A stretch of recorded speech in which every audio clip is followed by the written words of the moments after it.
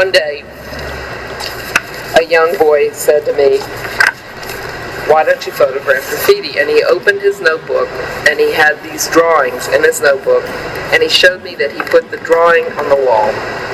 And I'm like, "You mean you designed the pieces? You designed this before you put it?" I mean, for me, I thought it was pure vandalism. And the minute that I understood that there was a systematic designing and painting on the wall, I became fascinated by it. Lay back, kick it, and join it, ride. Lay back, kick it, and join it, ride. Lay back, kick it, and join it, ride. Lay back, kick it, and join it, ride.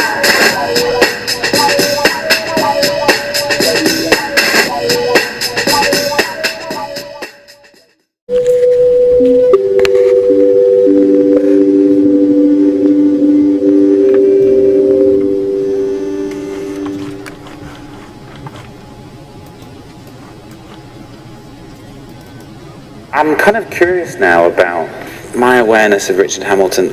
I mean, it is work that I know from the early 70s.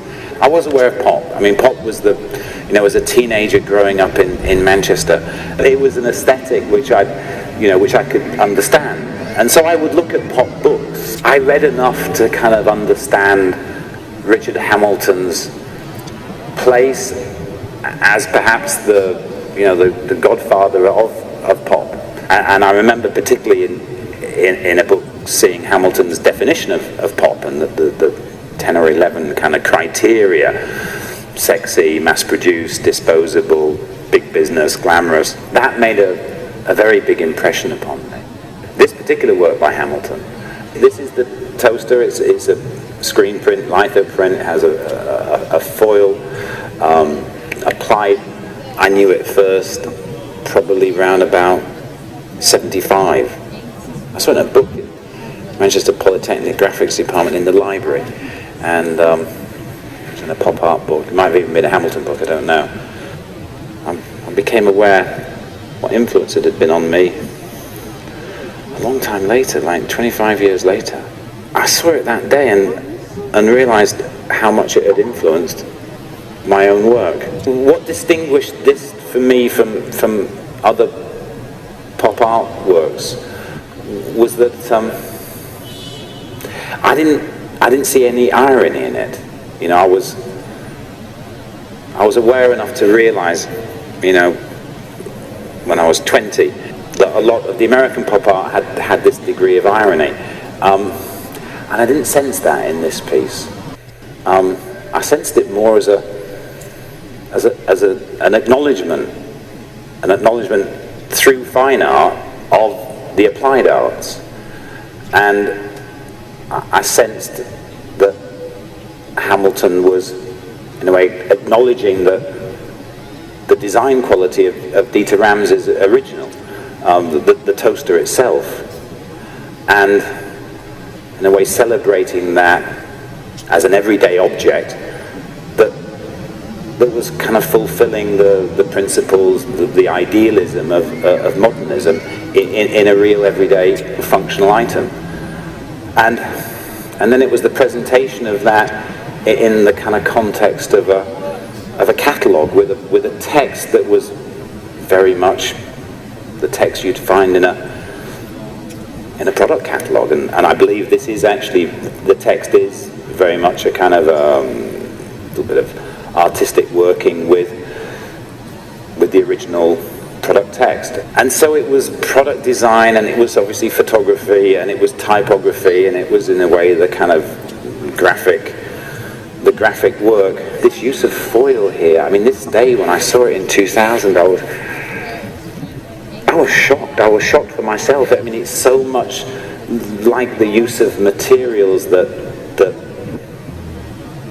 I attempted at Factory Records. It's exactly the kind of thing I would have attempted to do on a poster for Factory, and the whole kind of sensibility of it. I was shocked when I saw it in 2000, because it's kind of like a blueprint for my own work. Filmer, okay. Interviewer. Go on. No, I'm interviewer. Hiya. This is for On the Spot Industry for Angel22.tv. We're just along Brick Lane at the moment, and by chance we just bumped into David Bailey and Agnes D. Agnes D. Where are you from, Agnes? I'm from Manchester. Manchester. He's been shot by the living legend David Bailey. So tell me, what are you shooting for? We're doing British Vogue, and we're just having loads of fun, really. There's No, we don't want to get run over. We don't want to get run over. We've not really got a plan, really. We've just got loads of clothes, and we're just running around East London having a bit of fun. Ah, well, that sounds great. That's the usual thing that happens in fashion photography, isn't it? So how long have you been a model for? Full-time properly, maybe a year, but a few years. Okay, alright. And what model agency are you with at the moment? Models One. Ah, okay, quite a small agency then.